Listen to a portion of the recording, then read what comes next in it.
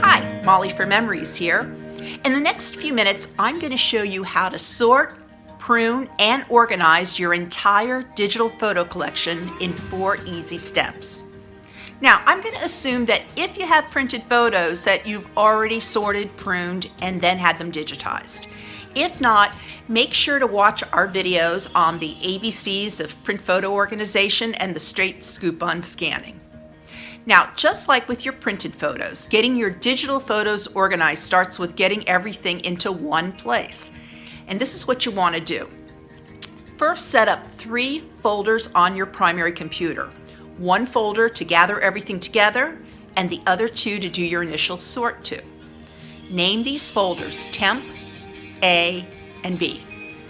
Next, move all of the photos on your computer to the Temp folder.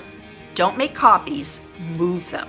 Go folder by folder and don't worry about organizing them right now. Just move them out of all the various folders that are scattered all over your computer into the Temp folder. Next, you want to retrieve your photos from all of your devices. And if you're like most people today, you have photos all over the place. External hard drives, your phones, tablets, memory cards, and flash drives. Move everything off of your devices and into the Temp folder. And don't forget social media sites. If you have photos on any online sites, upload them to the Temp folder also. Now, once you have gathered all of your photos into one place, that Temp folder, step 2 is to do your initial sort using the ABCs of digital photo organization. The ABCs are the secret sauce, the key to getting your digital photo collection sorted, pruned, and organized. And it is as easy as ABC. A stands for album, or put another way, any photo that you deem as an A is an all-star. These are the images that belong in an album, on your wall, or in a video fusion show.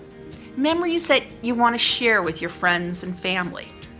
When you find an A photo, simply drag it from your Temp folder to your A folder. B stands for backup. Classifying a photo as a B means that it is important to keep for long-term storage. You don't want to discard these photos, but you're probably not going to be showing them off. When you come across a B photo, drag it from the Temp folder into your B folder.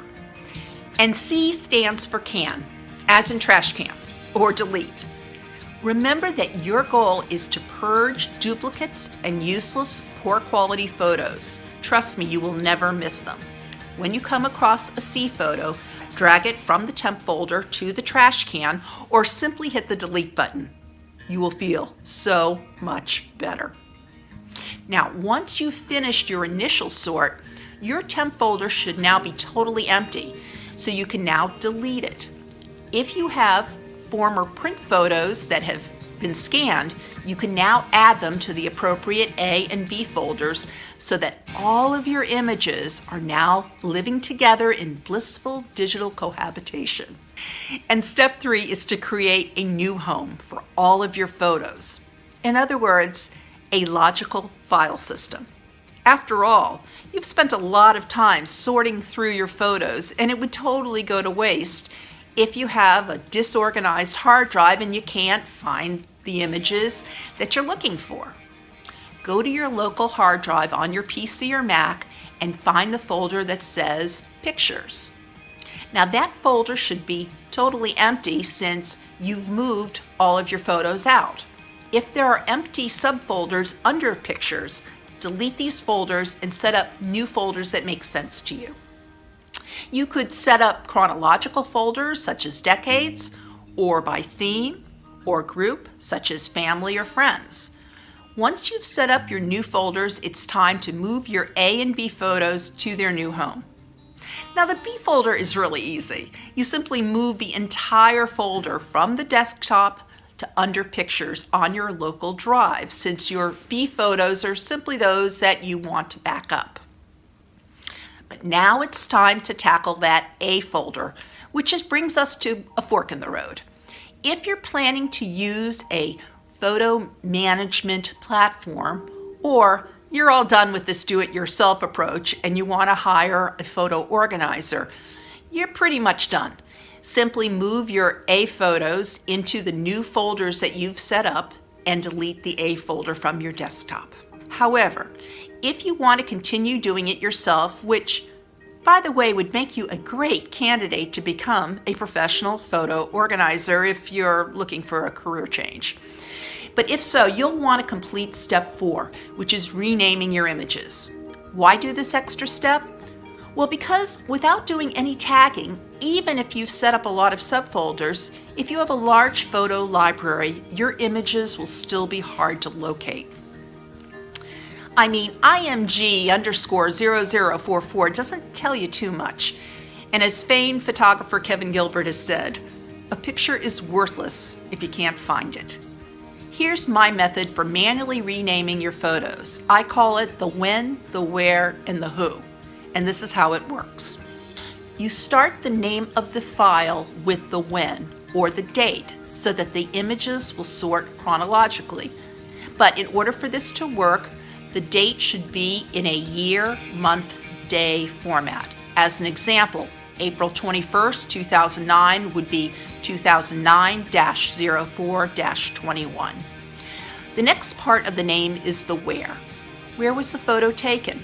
This can either be a physical place or an event. Example, Bob's graduation.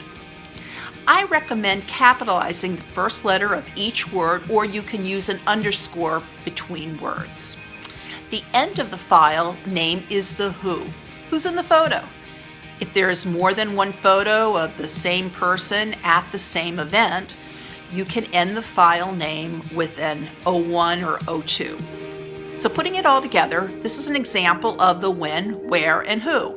Now, I know that using my method results in very long file names, but the name will tell all the basic facts which you'll need if you're trying to find a photo without wasting a lot of time searching. It will also provide the basic info about the photo, also called metadata, that can then be applied later or by a photo organizer or yourself with software such as Lightroom or Photo Mechanic. If you need a referral or just some direction, just let me know. You can connect with us at yourmemoriesathand.com, on Facebook, on Twitter, LinkedIn, and on Pinterest.